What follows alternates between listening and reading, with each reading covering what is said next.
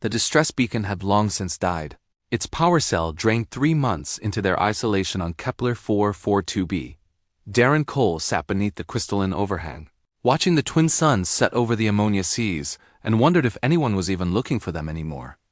Behind him, in the makeshift shelter he'd constructed from the wreckage of the Wanderer's Hope, Veilrix stirred. The sound was pitiful, a grinding of damaged servo joints and the wheeze of compromised atmospheric processors. The Draconian explorer was massive, nearly 12 meters from snout to tail, her scales a deep iridescent purple that caught the alien starlight. But now, those scales were cracked in places, and the biomechanical wings that should have carried her through the skies hung useless at her sides. "You should sleep, Darren Cole," Veilrix's voice rumbled through her translator implant. Even weakened, her voice carried that harmonious resonance that made human ears ring pleasantly. "Your circadian rhythm demands rest." Darren turned, his weathered face breaking into a tired smile. "So does yours, Veil, but here we both are, awake and stubborn."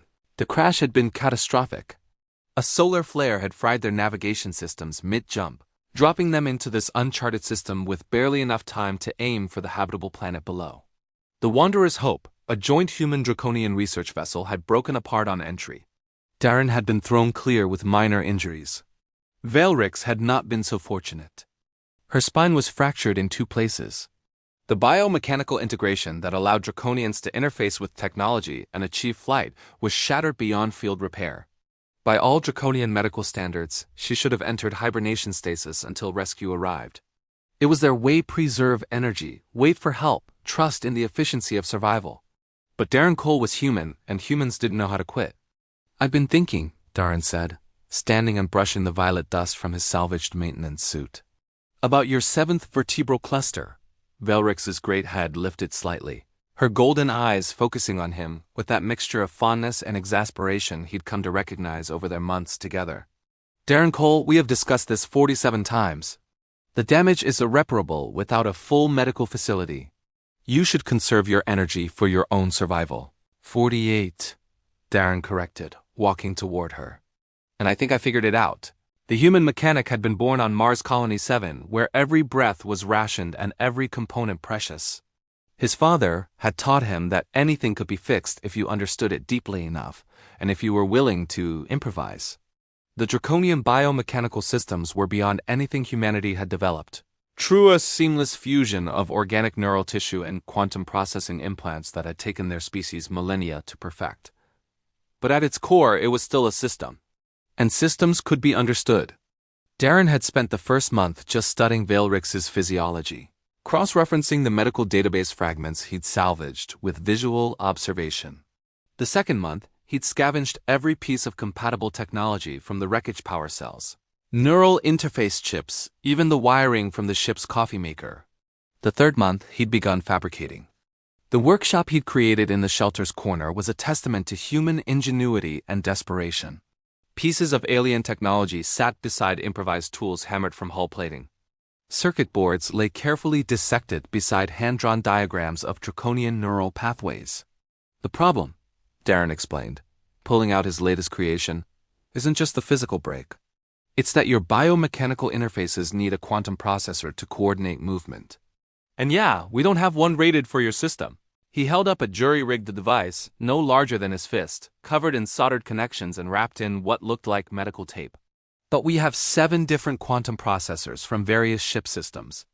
Individually, none of them are powerful enough. But if I cascade them, create a relay network that distributes the processing load, double quotes, Veilrix's eyes widened. That should not work. The synchronization requirements alone are insane, yeah?" Darren grinned. "But humans are pretty good at insane. We strapped ourselves to controlled explosives just to visit our own moon. We're kind of famous for making bad ideas work through sheer stubbornness." Over the next weeks, Darren worked with a focus that bordered on obsession. Veilrix watched, initially with skepticism, then with growing amazement as the human mechanic systematically solved problems that Draconian engineers would have deemed impossible without proper facilities. He fabricated neural interface bridges from copper wiring and polymer resin. He wrote translation algorithms by hand, adapting human coding languages to interface with Draconian biotech. When his tools broke, he made new ones. When materials ran out, he found alternatives. Why? Veilrix asked one night as Darren worked by the light of a salvaged glow panel, his hands steady despite exhaustion.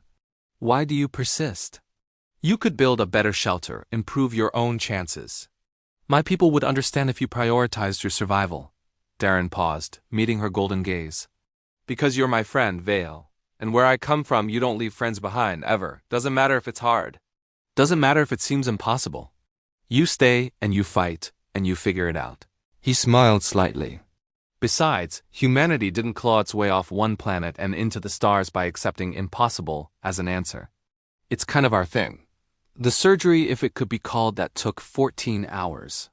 Darren's hands shook with adrenaline and fear as he carefully installed each component, connecting the cascade processors to Veilrix's damaged neural pathways, bridging the broken connections with his improvised technology. When he activated the system, holding his breath, nothing happened for 3 terrible seconds. Then Veilrix's wing twitched, then moved, then unfurled completely, the biomechanical servos humming with newfound power. The Draconian explorer rose to her full height for the first time in 4 months, her wings spreading wide, her spine straightening as the jury-rigged system coordinated her movements with impossible precision. I can feel ... double quotes. Veilrix's voice was filled with wonder. Darren Cole, this is extraordinary. The synchronization is perfect. How did you... Trial, error, and a lot of coffee substitute. Darren laughed, nearly collapsing from exhaustion and relief. Can you fly? Veilrix's answer was to launch herself skyward, her powerful wings carrying her in great circles above their shelter. Her joy was palpable, expressed in aerial loops and rolls that made Darren's heart soar with her. When she landed, she lowered her great head to touch her snout gently to his chest, a draconian gesture of deepest respect and affection.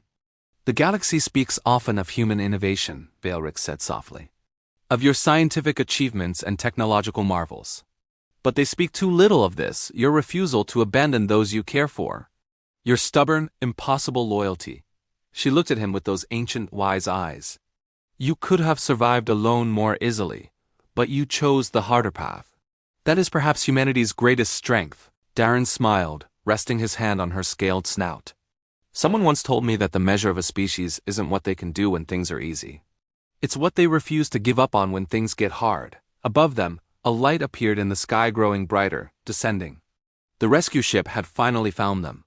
As they prepared for extraction, Darren looked at his improvised workshop, at the months of desperate innovation and stubborn hope made manifest in salvaged parts and impossible solutions.